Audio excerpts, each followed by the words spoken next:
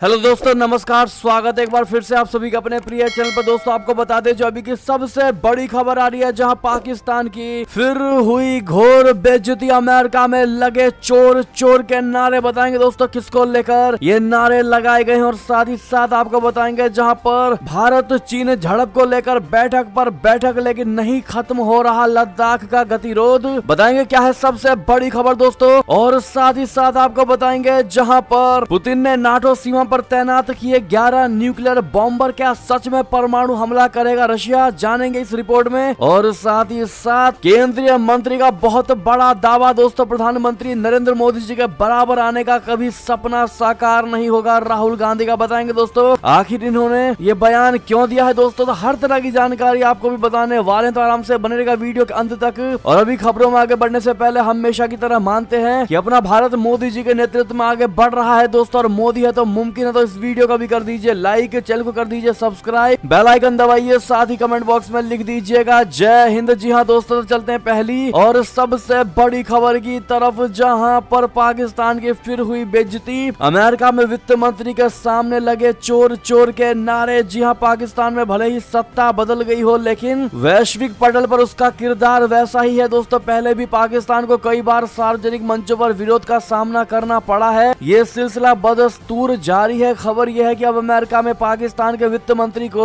भारी विरोध का सामना करना पड़ा है। लोगों ने उनके सामने चोर चोर के नारे लगाए हैं दोस्तों। जानकारी के मुताबिक पाकिस्तान के वित्त मंत्री इशाक डार गुरुवार को अंतर्राष्ट्रीय मुद्रा कोष की सालाना बैठक में हिस्सा लेने के लिए अमेरिका पहुंचे थे, और इस दौरान लोगों ने खुलेआम उन्हें चोर व झूठा कहा। इस घटना का वीडियो भी सामने आया है। जी हाँ दोस्तों, वीडियो में दिख रहा है कि पाकिस्तानी मंत्री को एक शख्स कह रहा है तुम झूठे हो, चोर हो, और इसके बाद उनके साथ चल रहा एक अधिकारी गुस्से में लाल हो जाता है। वो लोगों को जवाब देने के लिए आगे बढ़ता है और गुस्से में कहता है अपना मुंह बंद रखो, चिल्लाओ मत, और इस दौरान दोनों में तीखी बहस भी हो जाती है। यानी कि दोस्तों पाकिस्तान में भले ही सत्ता बदल गई है, लेकिन वैश्विक पटल पर उसका किरदार बिल्कुल सेम नजर आ रहा है। जैसा कि हमने शुरू में बताया, ऐसे में आपकी जो भी राय हो पाकिस्तान को लेकर जवाब जरूर दीजिएगा दोस्तों। देखते हैं भारत की जनता क्या विचार रखती है पाकिस्तान को लेकर, और साथ ही साथ दोस्तों वीडियो को शेयर करना मत भूलेगा व्हाट्सएप, फेसबुक, ट्विटर पर। साथ ही साथ अगली खबर आपको बताते हैं, जहां बैठक पर बैठक लेकिन खत्म नहीं हो रहा लद्दाख गतिरोध। आखिर कब मिलेगी सफलता? जी हां, भारत और चीन के बीच लंबे समय से वास्तविक नियंत्रण रेखा यानी एलएसी पर गतिरोध जारी है। शुक्रवार को ही राजनयिक स्तर पर की बातचीत के एक और दौर में इसको लेकर कोई सफलता नहीं मिली है दोस्तों। दोनों पक्षों ने बताया है कि वे बॉर्डर पर बाकी बचे मुद्दों का हल निकालने के लिए आगे भी बातचीत करते रहेंगे। मालूम हो कि भारत और चीन के बीच मई 2020 से ही लद्दाख में तनातनी जारी है, और इस दौरान 50,000 से ज्यादा सैनिकों की तैनाती भी की गई है। लगभग 2 दर्जन बैठकों के बाद दोनों ने पैंगोंग, तसो, गोगरा और हॉट स्प्रिंग्स के किनारों से सैनिकों को वापस बुला लिया, लेकिन अब भी डेप्सोंग और डेम चौक के बिंदुओं को लेकर मामला नहीं सुलझ सका है। जी हाँ दोस्तों, बैठक के बाद विदेश मंत्रालय द्वारा जारी एक बयान में कहा गया है कि दोनों पक्ष एलएसी के साथ शेष मुद्दों को जल्द से जल्द हल करने के लिए राजनयिक और सैन्य चैनलों के माध्यम से चर्चा जारी रखने पर सहमत हुए, ताकि द्विपक्षीय संबंधों में सामान्य स्थिति की बहाली के लिए अनुकूल स्थितियां बनाई जा सके। जी हां दोस्तों, ऐसे में आशा यही है कि बाकी बचे मुद्दों पर भी वार्ता से सहमति बन जाएगी दोस्तों, लेकिन ऐसा होता दिखाई नहीं दे रहा है। क्या लगता है आपको दोस्तों? अपनी राय अवश्य दीजिएगा। एक और बड़ी खबर की बात करें, जहां पर समंदर में भारत की बहुत बड़ी छलांग, किया बैलिस्टिक मिसाइल का सफल परीक्षण। जी हाँ दोस्तों, भारत ने सामरिक क्षेत्र में एक नई छलांग लगाई है। भारत की परमाणु क्षमता से लैस पनडुब्बी INS अरिहंत से बैलिस्टिक मिसाइल का सफल परीक्षण किया गया है। रक्षा मंत्रालय की ओर से जारी बयान में कहा गया है कि मिसाइल का शुक्रवार को एक पूर्व निर्धारित सीमा तक परीक्षण किया गया। मिसाइल ने बंगाल की खाड़ी में तय टारगेट को उच्च सटीकता के साथ नष्ट किया। मिसाइल का ये टेस्ट सभी परिचालन और तकनीकी मानकों पर खड़ा उतरा। जी हाँ दोस्तों, रक्षा मंत्रालय ने कहा कि INS अरिहंत द्वारा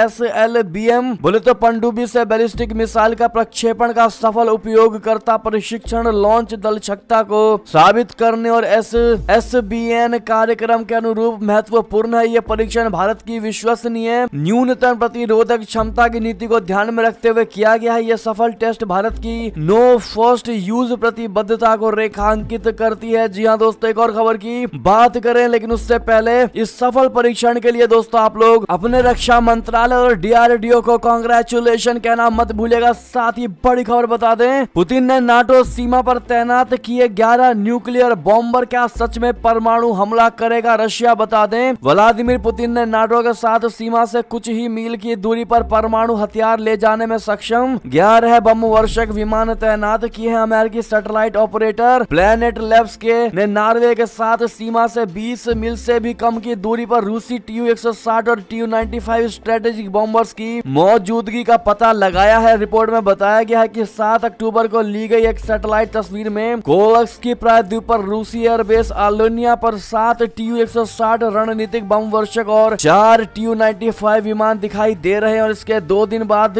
ली गई एक दूसरी तस्वीर में TU-160 बम वर्षकों में से एक को रनवे पर उड़ान भरने के लिए तैयार दिखाया गया है। जी हाँ दोस्तों, और इसी को लेकर सबसे बड़ी खबर और अटकलें यही लगाए जा रहे हैं दोस्तों कि क्या सच में परमाणु हमला करेगा रशिया? ये तो वक्त ही बताएगा दोस्तों। लेकिन आपको बता दें कि इस पर रशिया के राष्ट्रपति पुतिन का क्या जवाब है दोस्तों। उनका कहना है कि यूक्रेन को तबाह करने का उनका कोई इरादा नहीं, पर अगर रूसी सेना से नाटो भिड़ा तो समस्या हो जाएगी गंभीर। जी हाँ दोस्तों, आपको बता दें रूसी राष्ट्रपति व्लादिमीर पुतिन ने यूक्रेन युद्ध को लेकर अपने प्लान का खुलासा कर दिया है दोस्तों। उन्होंने कहा कि रशिया का यूक्रेन को नष्ट करने का कोई इरादा नहीं था। अब रूसी सेना को यूक्रेनी सेना के बुनियादी ढांचे के खिलाफ हमलों की कोई आवश्यकता नहीं है। उन्होंने कहा कि यूक्रेन के अधिकतर सैन्य ठिकानों को तबाह किया जा चुका है। पुतिन ने बताया है कि वो बातचीत को तैयार है, लेकिन यूक्रेन ही शांति नहीं चाहता है। पुतिन ने कहा कि भारत और चीन हमेशा एक संवाद स्थापित करने और शांति से सब कुछ हल करने की आवश्यकता के बारे में बात करते हैं। हम उनकी स्थिति और रुख जानते हैं। वे हमारे करीबी सहयोगी और साझेदार हैं और हम उनकी स्थिति का सम्मान करते हैं। पुतिन ने अपने संबोधन में जर्मनी की विदेश नीति की भी जमकर आलोचना की। जी हाँ दोस्तों, साथ ही साथ उन्होंने नॉर्ड स्ट्रीम 1 और नॉर्ड स्ट्रीम 2 गैस पाइपलाइन में हुए विस्फोट को लेकर भी जर्मनी को जिम्मेदार ठहराया। पुतिन ने कहा कि जर्मन अधिकारियों ने जर्मन नागरिकों की भलाई के बजाय नाटो संबंधों को प्राथमिकता देकर एक बहुत बड़ी गलती कर दी है। जी हाँ दोस्तों, और खबर की बात करें जहां पर स्पेन ने की भारत की बेइज्जती, एक सवेरे के जरिए दिखाई भारतीय अर्थव्यवस्था, मचा बवाल। जी हाँ दोस्तों, स्पेनिश अखबार में भारत की तरक्की दिखाने के लिए बनाया ऐसा कार्टून की मच गया हंगामा। जी हाँ दोस्तों, भारतीय अर्थव्यवस्था को लेकर एक स्पेनिश अखबार में छपे आर्टिकल पर विवाद खड़ा हो गया है। दरअसल स्पेनिश वीकली न्यूज पेपर ला वेंगुआर्डिया ने भारत की बढ़ती अर्थव्यवस्था को लेकर फ्रंट पेज पर खबर छापी है दोस्तों, जिसमें भारत की आर्थिक ग्रोथ को बीन बजाते हुए सपेरे के जरिए दर्शाया गया है। अखबार के पेज पर छपे सपेरे की टोकरी से एक सांप ग्राफ पर ऊपर बढ़ता हुआ दिखाया गया है दोस्तों, जिसका इस्तेमाल अर्थव्यवस्था की ग्रोथ को दिखाने के लिए किया गया है। यह आर्टिकल 9 अक्टूबर को स्पेनिश अखबार में छापा गया था, जिस पर भाजपा सांसद समेत काफी संख्या में लोगों ने अपना विरोध जताया है दोस्तों। आर्टिकल की हेडलाइन में लिखा गया है कि the hour of the Indian economy, यानी भारतीय अर्थव्यवस्था का वक्त। जी हाँ, बेंगलुरु सेंट्रल से भाजपा सांसद ने ट्विटर पर अखबार के आर्टिकल की फोटो शेयर करते हुए कहा कि जहां भारत की मजबूत अर्थव्यवस्था को वैश्विक पहचान मिल रही है, ऐसे समय में आजादी मिलने के दशकों के बाद भी भारत की तस्वीर एक सपेरे के जरिए दिखाना मूर्खतापूर्ण है। बीजेपी सांसद ने आगे कहा कि विदेशी सोच को बदलना काफी मुश्किल काम है। जी हाँ दोस्तों, आप ये पिक्चर भी देख पा रहे होंगे दोस्तों। इससे पहले आपको बता दें, अंतर्राष्ट्रीय मुद्रा कोष का कहना है कि भारत मौजूदा विकास दर के आधार पर 2027 में जर्मनी और 2029 में जापान से आगे निकलकर दुनिया की तीसरी सबसे बड़ी अर्थव्यवस्था बन जाएगी। पूर्व मुख्य आर्थिक सलाहकार डॉक्टर अरविंद वीरमानी का भी कहना है कि भारतीय अर्थव्यवस्था का सफर आगे भी जारी रहेगा और भारत आने वाले कुछ साल में दुनिया की तीसरी सबसे बड़ी अर्थव्यवस्था बन जाएगा। जी हाँ दोस्तों, ऐसे में स्पेनिश के इस अखबार को दोस्तों देख करके क्या जवाब देना चाहेंगे आप लोग कमेंट में लिख कर जरूर बताइएगा। जिस प्रकार से भारत की अर्थव्यवस्था को इस प्रकार से दर्शाना दोस्तों, जो कि बिल्कुल भी ठीक नहीं है, ये एक तरीके से गलत इम्पैक्ट ही दोस्तों भारत पर डालने की कोशिश करेगा। ऐसे में आपका राय और आपकी जवाब तो बनती है दोस्तों, तो बताना बिल्कुल मत भूलिएगा। देखते हैं क्या कहती है भारत की जनता इस पर। और साथ ही साथ आपको बड़ी खबर बता दे, जहां बीजिंग में पहली बार लगे राष्ट्रपति जिनपिंग को हटाने के बैनर, घबराई सरकार ने दिए तुरंत हटवाने के निर्देश। जी हाँ दोस्तों, और साथ ही साथ अकाउंट्स तक किए जा रहे हैं इनके ब्लॉक। बता दें, चीनी राष्ट्रपति शी जिनपिंग के खिलाफ बीजिंग में विरोध प्रदर्शन करने वालों की जोर शोर से तलाशी हो रही है दोस्तों। चीनी सरकारी अधिकारी सोशल मीडिया पर खास नजर रखे हुए हैं ताकि कहीं से भी प्रदर्शनकारियों का कोई सुराग मिल सके। प्रदर्शनकारी ने बीजिंग के हेडियन में जिले में सितोंग पुल पर बैनर बैनर लहराए थे। उन्होंने चीन की जीरो कोविड पॉलिसी को खत्म करने और शी जिनपिंग की सत्ता को उखाड़ फेंकने का आह्वान भी किया था और ये विरोध प्रदर्शन तब किया गया जब रविवार को चीनी कम्युनिस्ट पार्टी की कांग्रेस शुरू होनी है और इसी कांग्रेस में 2300 डेलीगेट्स भी शी जिनपिंग को तीसरी बार चीन के राष्ट्रपति के तौर पर नियुक्त को औपचारिक मंजूरी देंगे। जी हाँ दोस्तों, बीजिंग में शी जिनपिंग के खिलाफ ऐसा विरोध काफी दुर्लभ और नाटकीय माना जा रहा है। चीन की सरकारी मीडिया इन प्रदर्शनों पर चुप्पी साधे हुए, जबकि गुरुवार को इस घटना के कई वीडियो और फोटो सोशल मीडिया पर शेयर किए गए। चीन ने वीचैट जैसे स्वदेशी सोशल मीडिया प्लेटफॉर्म से ऐसी तस्वीरों को तो तुरंत हटा लिया, लेकिन वो ट्विटर फेसबुक जैसे प्लेटफॉर्म पर ऐसा नहीं कर सका। जी हाँ दोस्तों, एक और खबर की बात करें जहां पर पाकिस्तान में मच्छरों से मुकाबले के लिए लेनी पड़ी सेना की मदद। जी हाँ दोस्तों, पाकिस्तान में अब मच्छरों का मुकाबला करने के लिए सेना की मदद लेनी पड़ी है, खास करके सिंधु और बलूचिस्तान राज्यों के जिन इलाकों में हाल के भीषण बाढ़ आई थी दोस्तों, वहां इन दिनों मच्छरों का प्रकोप फैला हुआ है। मच्छरों की वजह से मलेरिया और डेंगू जैसी बीमारियां व्यापक रूप से फैली हुई हैं, जिनसे बड़ी संख्या में लोगों के मरने का अंदेशा गहरा गया है दोस्तों। और इन दोनों राज्यों की सरकारों ने अब हजारों किलोग्राम नए जैविक कीटनाशक खरीदे हैं, जिनका उत्पादन पाकिस्तान की सेना ने किया है। जी हाँ, सेना के defence science and technology organisation मॉस्किकल नाम के इस खास कीटनाशक का उत्पादन करता है दोस्तों। और अब तक इसका इस्तेमाल सेना और अर्धसैनिक बलों की टुकड़ियां अपनी तैनाती की जगह पर मच्छरों से छुटकारा पाने के लिए करती हैं। एक और खबर की बात करें दोस्तों, जहां पर जेरेमी हंट बने ब्रिटेन के नए वित्त मंत्री। जानिए ऋषि सुनक ने कैसे दूसरी बार पीएम लिज ट्रस को दी पटकनी। जी हाँ दोस्तों, यानी कि ब्रिटेन की पीएम लिज ट्रस ने वित्त मंत्री को बर्खास्त किया, नए चांसलर का किया ऐलान। जी हाँ दोस्तों, ब्रिटेन की प्रधानमंत्री लिज ट्रस ने वित्त मंत्री क्वासी क्वारटेंग को कैबिनेट से बर्खास्त कर दिया है दोस्तों। क्वासी क्वारटेंग ने पिछले महीने के अंत में मिनी बजट पेश किया था, जिसके बाद से देश में टैक्स कटौती की आशंका और से आर्थिक उथल पुथल देखने को मिल रही थी। हालांकि अभी औपचारिक घोषणा नहीं की गई है। पीएम कार्यालय ने नए चांसलर के नाम का ऐलान भी कर दिया है। ब्रिटेन के प्रधानमंत्री कार्यालय डाउनिंग स्ट्रीट ने बताया है कि प्रधानमंत्री लिज ट्रस जल्द एक प्रेस कॉन्फ्रेंस को संबोधित करेंगे। कयास ये लगाए जा रहे हैं कि वित्त मंत्री को औपचारिक बर्खास्तगी की घोषणा हो सकती है। तो वहीं ब्रिटेन के पीएमओ ने बताया कि जेरेमी हंट को नया वित्त मंत्री नियुक्त कर दिया गया है दोस्तों। एक और खबर की बात करें जहां पर IMF विश्व बैंक की बड़ी बैठक में भारत वित्त मंत्री ने कहा, अनिश्चित भू राजनीतिक माहौल से ऊर्जा आपूर्ति पर पड़ेगा असर। जी हाँ दोस्तों, वित्त मंत्री निर्मला सीतारमण जी ने चेतावनी दी है कि तनावपूर्ण और अनिश्चित भू राजनीतिक वातावरण सर्दियों में कच्चे और प्राकृतिक गैस जैसी महत्वपूर्ण वस्तुओं के लिए ताजा आपूर्ति चिंताओं का बढ़ा सकता है दोस्तों। लेकिन मजबूत व्यापक आर्थिक बुनियादी बातों और संरचनात्मक सुधारों के पीछे भारत के आर्थिक दृष्टिकोण को लेकर उम्मीदें जताई। उन्होंने कहा कि रशिया यूक्रेन युद्ध का वैश्विक ऊर्जा प्रणाली पर दूरगामी प्रभाव पड़ा है, आपूर्ति और मांग के पैटर्न को बाधित किया और लंबे समय से चले आ रहे व्यापारिक संबंधों को भंग कर दिया। जी हाँ दोस्तों, साथ ही साथ बड़ी खबर आपको बता दें, जहां पाकिस्तान में अस्पताल की छत पर मिली 500 लाशें, कई के अंग गायब। जी हाँ दोस्तों, सरकारी अस्पताल की छत पर दर्जनों शवों के मिलने से मचा हड़कंप। बलूच अलगाववादियों ने कहा ये लापता लोगों के हो सकते हैं लाश। जी हाँ दोस्तों, पाकिस्तान के मुल्तान में एक अस्पताल की छत पर शवों का ढेर सामने आया है। ये मामला पंजाब निस्तार अस्पताल का है, जहां बताया जा रहा है कि शवों के कई अंग भी गायब हैं। अधिकतर शवों को चीर फाड़ किया गया है दोस्तों और कई शवों के चेस्ट खुले हुए हैं दोस्तों। और इससे आशंका ये जताई जा रही है कि शवों के से हृदय और अन्य अंग निकाल कर लेकर जाए जा चुके हैं दोस्तों। अस्पताल की छत पर से बरामद शवों की संख्या 500 तक बताई जा रही है। क्या लगता है दोस्तों आपको, आखिर किन की लाशें हो सकती हैं ये और कौन हो सकता है इसके पीछे का सबसे बड़ा गिरोह दोस्तों। और साथ ही साथ आपको बता दें, जहां पर मुंबई से बहुत बड़ी खबर, पाकिस्तान से बोल रहा हूं, लोन नहीं दिया तो दफ्तर उड़ा दूंगा। जी हाँ, SBI हेडक्वार्टर में आया फोन। दरअसल स्टेट बैंक ऑफ इंडिया के हेडक्वार्टर में एक धमकी मिली कॉल आई है दोस्तों। कॉलर ने दावा किया है कि वो पाकिस्तान से बात कर रहा है। उसका कहना है कि उसने बैंक से लोन मांगा था जो दिया नहीं गया, मगर उसे समय रहते कर्ज नहीं दिया गया तो वो बैंक के चेयरमैन का किडनैप कर लेगा और फिर उनकी हत्या करेगा। अभी के लिए मरीन ड्राइव पुलिस ने शिकायत दर्ज कर ली है। जी हाँ, कॉलर ने फोन पर यहाँ तक कहा है कि अगर उसकी मांग नहीं मानी गई तो वो साउथ मुंबई वाला SBI दफ्तर उड़ा देगा। अभी के लिए सिर्फ ऐसा दावा किया जा रहा है कि कॉल पाकिस्तान से आया है, लेकिन जांच जारी है, उसके बाद ही कुछ स्पष्ट हो जाएगा। जाएगा। जी हाँ दोस्तों, बताया जा रहा है कि एसबीआई को गुरुवार और बुधवार को ऐसे कॉल आए थे, उन कॉल्स के जरिए धमकी दी गई थी, धमकी जान से मारने की थी। वहीं क्योंकि साउथ मुंबई के दफ्तर को उड़ाने तक की बात की गई, ऐसे में बिना समय गंवाए तुरंत पुलिस से संपर्क किया गया और जांच शुरू कर दी गई। जी हाँ दोस्तों, इससे पहले भी ऐसे कई मामले देखे गए जहां पर बड़ी कंपनियों से लेकर कई बड़े लोगों तक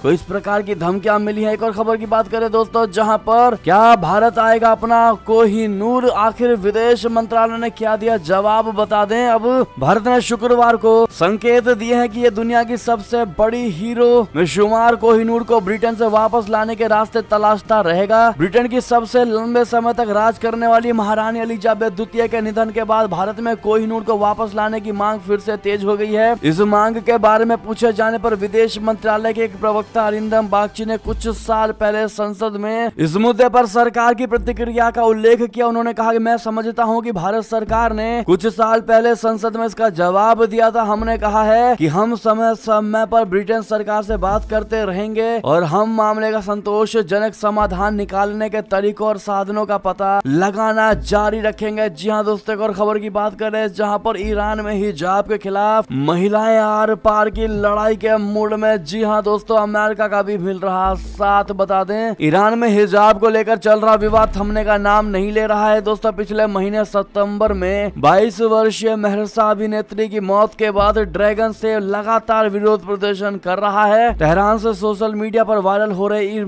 तमाम ईरानी महिलाओं के खिलाफ वीडियो इस बात के गवाह है कि ईरानी महिलाएं हिजाब के खिलाफ सड़कों पर आकर आर पार की लड़ाई करने और लड़ने के मूड में है। ईरान में हिजाब के विरोध में चल रहे प्रदर्शनों के कई लोगों की अब तक मौत की खबर आई है दोस्तों। ईरान के सर्वोच्च नेता अयतुल्ला अली खामनेई के खिलाफ भी जगह जगह प्रदर्शन हो रहे हैं, प्रोटेस्ट हो रहे हैं। जी हाँ दोस्तों, अगली खबर की बात करें जहां पर हिमाचल के साथ गुजरात चुनाव की तारीखों का आज क्यों नहीं हुआ ऐलान, बता दें। ईसी ने दिया किसका करारा जवाब दोस्तों। चुनाव आयोग ने शुक्रवार को हिमाचल प्रदेश विधानसभा चुनाव की तारीख का ऐलान कर दिया। इस दौरान अनुमान लगाया जा रहा था कि गुजरात विधानसभा चुनाव की तारीखों का भी ऐलान किया जाएगा, लेकिन ऐसा नहीं हुआ। आयोग ने सिर्फ हिमाचल के चुनाव की तारीख का ऐलान किया। यह आश्चर्यजनक था क्योंकि दोनों राज्यों की विधानसभाओं का कार्यकाल 6 महीने के भीतर समाप्त हो रहा है और ऐसे मामलों में चुनाव आयोग एक साथ ही संबंधित राज्यों में चुनावों की तारीखों की घोषणा करता है और परिणाम भी एक दिन घोषित किए जाते हैं। एक और खबर की बात करें दोस्तों, जहां पर केंद्रीय मंत्री का बड़ा दावा, राहुल गांधी का नरेंद्र मोदी के बराबर आने का सपना कभी साकार नहीं होगा। जी हां दोस्तों, केंद्रीय कृषि एवं कल्याण राज्य मंत्री शोभा कंदरलाजे ने शुक्रवार को कहा कि राहुल गांधी कभी भी प्रधानमंत्री नरेंद्र मोदी जी के कद को नहीं पा सकते। कंदरलाजे ने उड़पी में पत्रकारों से कहा कि राहुल गांधी द्वारा शुरू की गई भारत जोड़ो यात्रा केवल उनकी शारीरिक तंदुरुस्ती को दर्शाती है। उन्होंने कहा कि क्या वो देश का नेतृत्व कर सकते हैं। राहुल का नरेंद्र मोदी के बराबर आने का सपना कभी साकार नहीं होगा। केंद्रीय मंत्री ने कहा कि भारत के लोग ये तय करेंगे कि राहुल गांधी देश पर शासन करने के लिए मानसिक रूप से फिट हैं या नहीं। कर्नाटक में हिजाब प्रतिबंध पर उच्चतम न्यायालय द्वारा एक खंडित फैसला सुनाए जाने पर उन्होंने कहा कि हम इस मुद्दे को संविधान पीठ को सौंपे जाने की संभावना है दोस्तों। उन्होंने कहा कि मुस्लिम लड़कियों को हिजाब के मुद्दे पर गंभीरता से सोचना चाहिए और अपनी आजादी के लिए संघर्ष करना चाहिए। उन्होंने कहा कि हिजाब मुस्लिम लड़कियों पर पुरुषों द्वारा थोपा जा रहा है। जी हाँ दोस्तों, ऐसे में जिस प्रकार से केंद्रीय मंत्री ने दोस्तों राहुल गांधी को लेकर यह बयान दिया है, क्या आप इसका समर्थन करेंगे दोस्तों? क्या इनके ऐसे कहने के पीछे दोस्तों सबसे बढ़िया और हवाला तर्क क्या हो सकता है? सुझाव जरूर दीजिएगा। एक और खबर की बात करें जहां उत्तर प्रदेश से बड़ी खबर, मुरादाबाद में गैर मान्यता वाले मदरसों का सबसे बड़ा जाल, दूसरे नंबर पर बिजनौर और तीसरे पर बस्ती। जी हाँ दोस्तों, प्रदेश के मुरादाबाद जिले में अब तक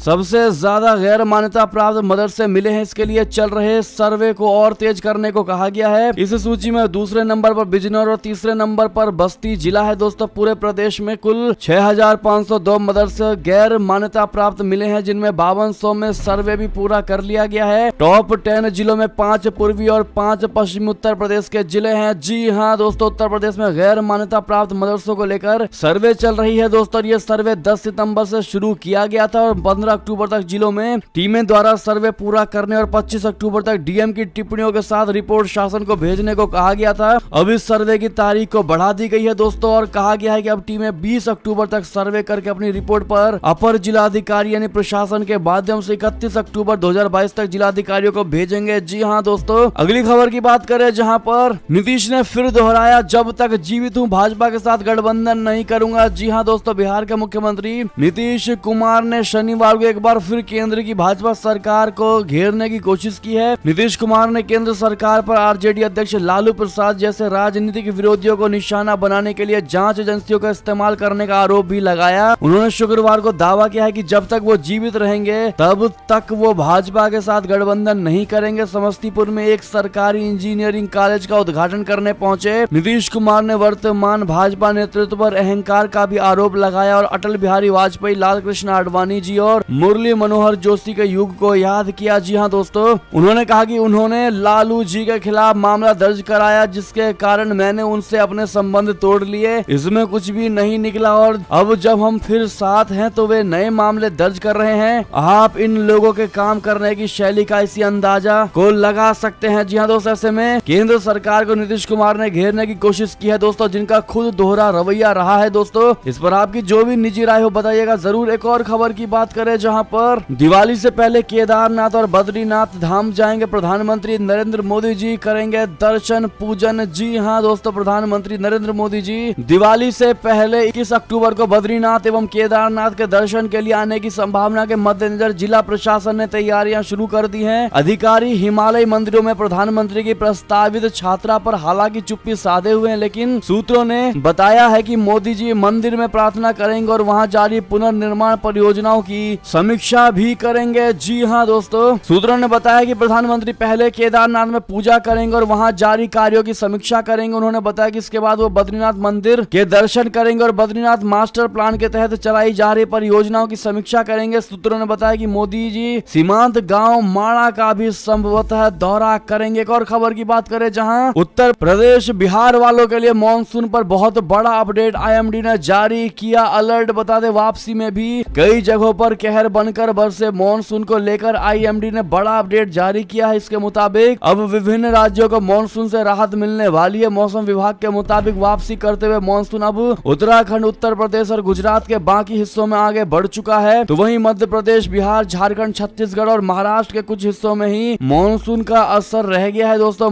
मौसम की वापसी रेखा अब रक्सौल, डाल्टनगंज, पेंड्रोन रोड, छिंदवाड़ा, जलगांव, दहानू, लौंग से होकर गुजर रही है। जी हाँ दोस्तों, ऐसे में ये थी अब तक की सारी बड़ी खबरें। दोस्तों, आपको हमारी खबर कैसी लगी? आशा करता हूँ बहुत अच्छी लगी होगी। अगर थोड़ी भी अच्छी लगी है तो इस वीडियो को भी अपने भाई बंधुओं में व्हाट्सएप, फेसबुक, ट्विटर के जरिए पूरे भारत में शेयर करना बिल्कुल मत भूलिएगा दोस्तों। और अभी कर दीजिए इस वीडियो को लाइक, चैनल को कर दीजिए सब्सक्राइब, बेल आइकन दबाइए, साथ ही कमेंट बॉक्स में लिख दीजिएगा जय हिंद, जय भारत। तो मिलते हैं आपसे अगली बड़ी खबर में दोस्तों, तब तक अपना ख्याल रखिएगा। आप सभी का बहुत बहुत धन्यवाद साथ देने के लिए, साथ बने रहने के लिए। मिलते हैं अगली बड़ी खबर में, तब तक के लिए जय हिंद, जय भारत, जय श्री राम, वंदे मातरम, हर हर महादेव।